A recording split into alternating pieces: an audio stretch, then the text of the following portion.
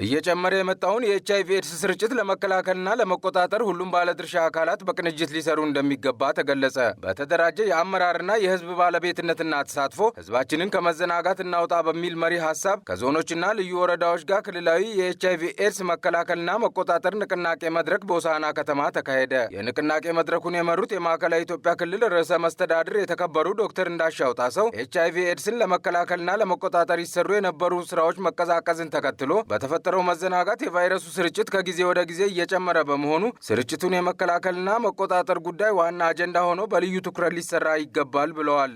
ጉዳዩን እንደገና አጀንዳ ማድረግ ነው።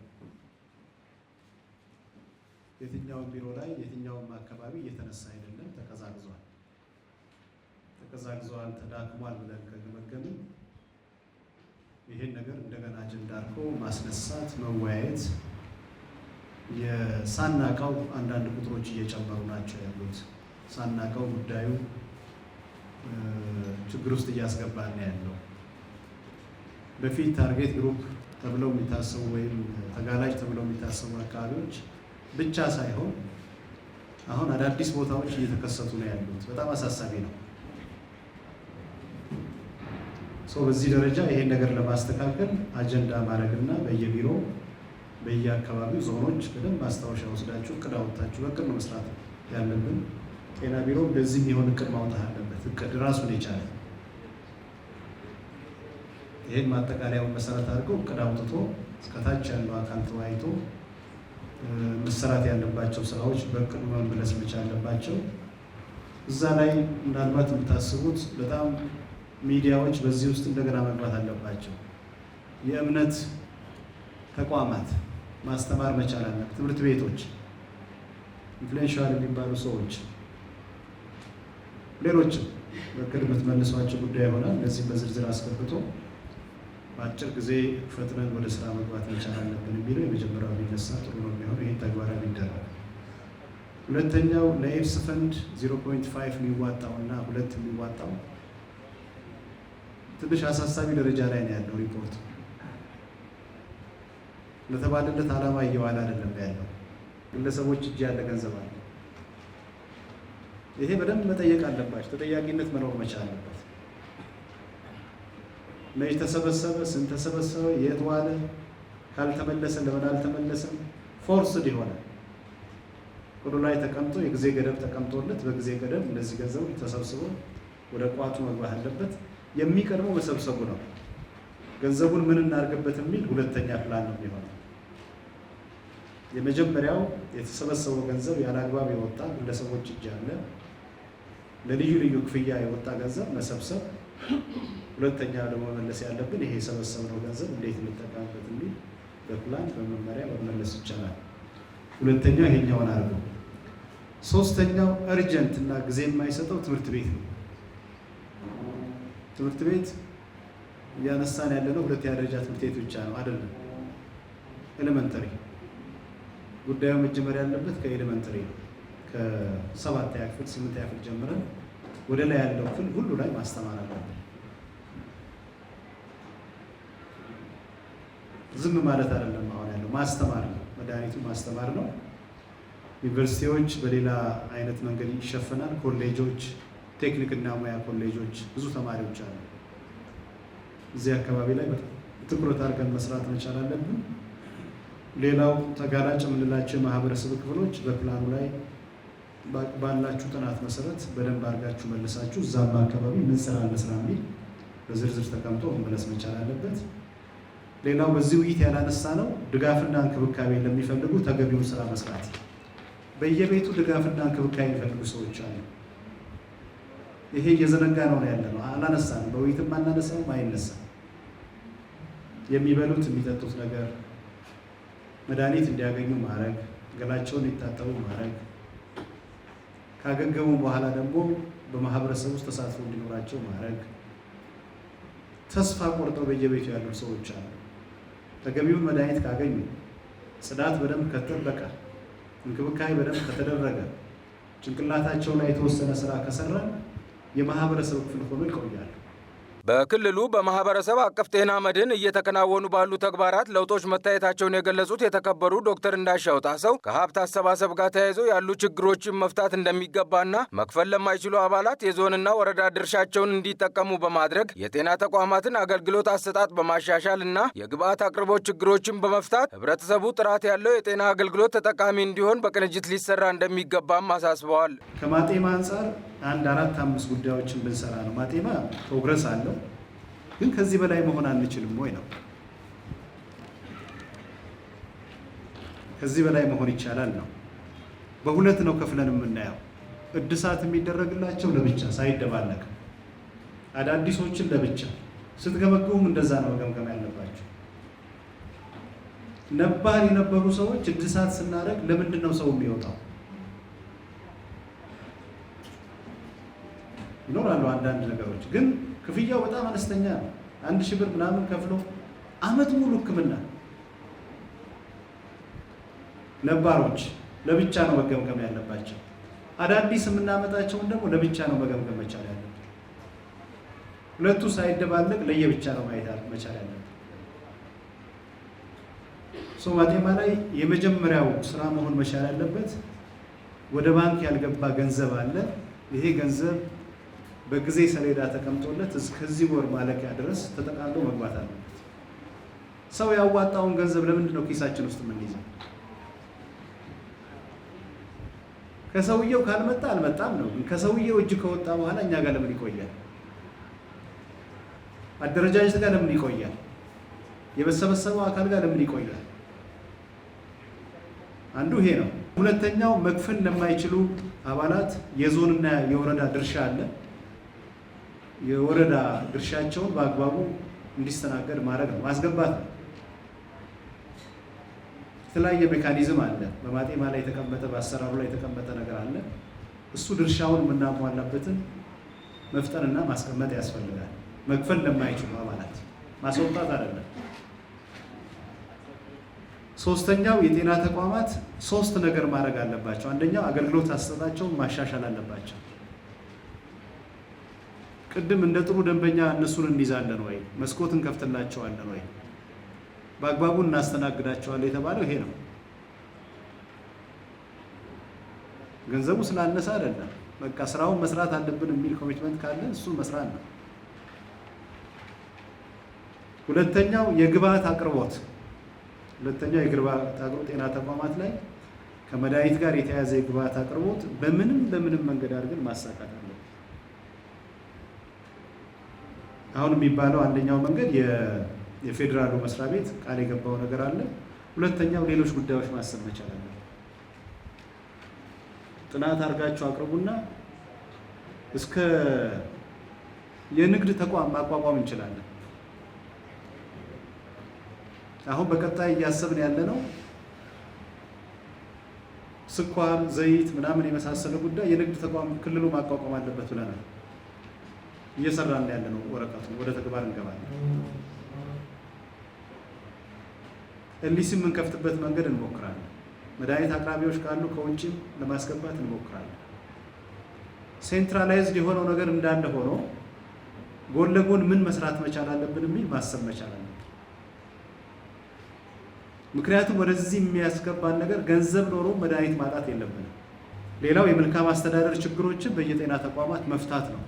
የክልሉ ጤና ቢሮ ኃላፊ አቶ ሳሙኤል ዳርጌ ኤችአይቪ ኤድስ በዓለም ደረጃ መከሰቱ ከታወቀ ወዲህ ከ42.3 ሚሊዮን በላይ ዜጎችን ሕይወት መቅጠፉንና 38.8 ሚሊዮን ዜጎች አሁንም ኤችአይቪ ኤድስ በደማቸው እንደሚገኝ ገልጸው የቫይረሱን ስርጭትና በኤድስ አማካኝነት የሚመጣውን ተጽዕኖ ለመቀነስ በየደረጃው ያሉ አመራሮች፣ የሃይማኖት መሪዎች፣ የሀገር ሽማግሌዎች፣ ታዋቂ ማህበረሰቦችና ባለሙያዎች ባደረጉት ጥረትና ትጋት በሀገራችን የኤችአይቪ ኤድስ ስርጭትና በኤድስ ምክንያት የሚመጣው ሞት ውጤታማ በሆነ መልኩ መቀነስ ተችሏል ብለዋል። እንደ ሀገርም ሆነ እንደ ክልል የተገኘውን ስኬት ተከትሎ ባለፉት ጥቂት ዓመታት የተፈጠረው ቸልተኝነትና ዝምታ ስርጭቱ በተለያዩ የማህበረሰብ ክፍሎች በተለይም በወጣቱ እየጨመረ መምጣቱን መረጃዎች የሚያመላክቱ ሲሆን በየደረጃው በሚገኙ ከፍተኛ አመራሮች፣ ልዩ ልዩ ባለድርሻ አካላትና የማህበረሰብ ክፍሎች እንዲሁም አጋር ድርጅቶች ተገቢውን ትኩረት እያጣ በመምጣቱ ስርጭቱ እንደገና በማገርሸት ከፍተኛ የማህበረሰብ የጤና ችግር እንዳይሆን ተሰግቷልም ብለዋል። ኤችአይቪ ኤድስ በዓለማችን መከሰቱ ከታወቀበት ጀምሮ በዓለም አቀፍ ደረጃ ከ42.3 ሚሊዮን በላይ ሰዎች ሕይወታቸውን በኤድስ ምክንያት ያጡ ሲሆን ከ40 ሚሊዮን ሰዎች ደግሞ በአሁኑ ጊዜ HIV በደማቸው እንደሚገኝ በ2024 ዩኤንኤድስ ሪፖርት ያሳያል።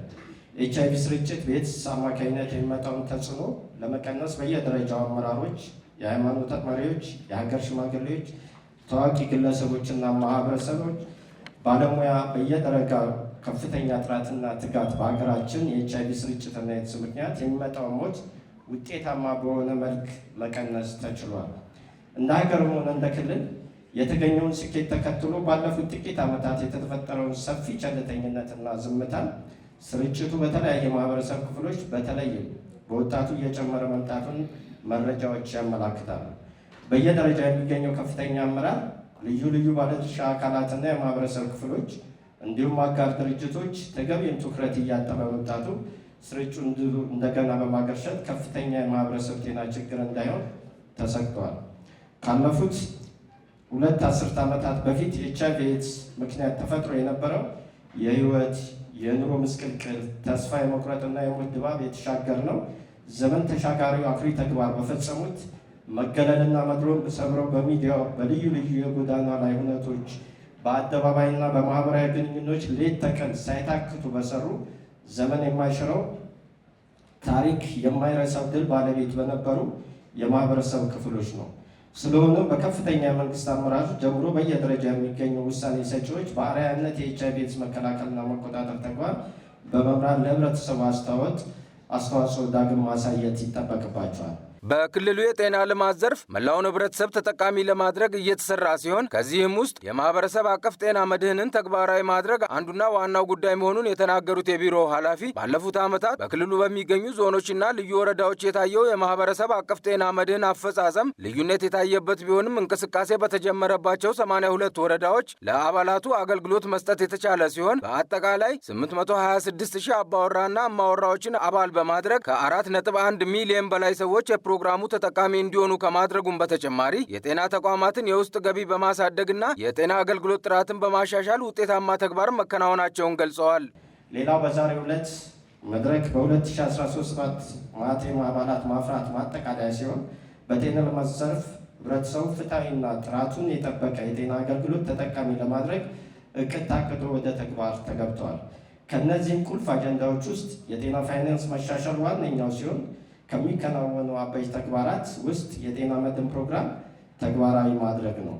በክልላችን በ2003 ዓ.ም በሙከራ ደረጃ በአንድ ወረዳ ከተጀመረበት ጊዜ አንስቶ የህብረተሰቡ ተሳትፎና የጤና አገልግሎት ተጠቃሚነት ደረጃ በደረጃ እየጨመረ ከመምጣቱም በላይ የዓለም ጤና ድርጅት የጤና አገልግሎት ተጠቃሚነት ምጣኔ ያስቀመጠውን ግብ ለማሳካት በምናደርገው ግብ ጉዞ ከፍተኛ አስተዋጽኦ አበርክቷል፣ እያበረከተም ይገኛል። በ2016 በጀት ዓመት በዞኖችና በልዩ ወረዳዎች የታየ ማህበረሰብ አቀፍ ጤና መድን አፈጻጸም የተለያየ ቢሆንም እንቅስቃሴ ከተጀመረበት 82 ወረዳዎች በሁሉም ወረዳዎች ለአባላቶቻቸው አገልግሎት መስጠት የተቻለ ሲሆን በአጠቃላይ 826 ሺህ በላይ አባወራና እማወራ አባል በማድረግ ከ4.1 ሚሊዮን በላይ ህዝብ በፕሮግራሙ ተጠቃሚ እንዲሆን በማስቻል ከግማሽ ቢሊዮን ብር በላይ ሀብት በማሰባሰብ ለጤና ስርዓት አገር ውስጥ የሀብት ምንጭ ከማሳደጉም በላይ የጤና ተቋማት የውስጥ ገቢ ማሳደግና የጤና አገልግሎት ጥራት ለማሻሻል ከፍተኛ ሚና ተጫውተዋል። በ2017 አጠቃላይ ምጣኔ 79.8% ሲሆን ይህም ካለፉት ዓመታት አንጻር ሲታይ የተሻለ ሆኖ ተመዝግቧል። በሌላ ጎኑ የሀብት አሰባሰቡ ስርዓት ከጊዜ ወደ ጊዜ እየተሻሻለ የመጣ ሲሆን እስካሁን ባለው 651.9 ሚሊዮን በላይ በማሰባሰብ ከተሰበሰበው ሀብት 623.5 ሚሊዮን በላይ ወደ ባንክ ማስገባት ተችሏል። ይህ ካለፉት ዓመታት አንጻር በመጠንም በጥራትም መሻሻልን ያሳየ ነው።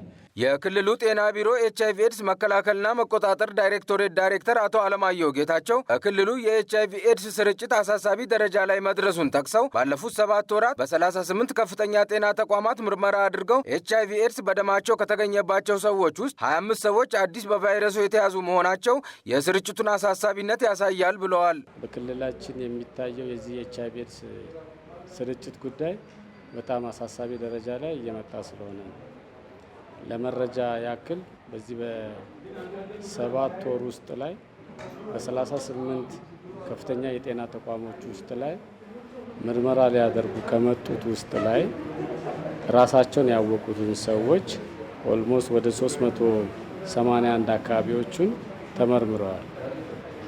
ስለዚህ የነዚህ ውስጣቸው ላይ ያለው የኤችአይቪ ቫይረስ የቆይታው የቅርብ ጊዜ ነው የረጅም ጊዜ ነው ብለን ነው ያለው።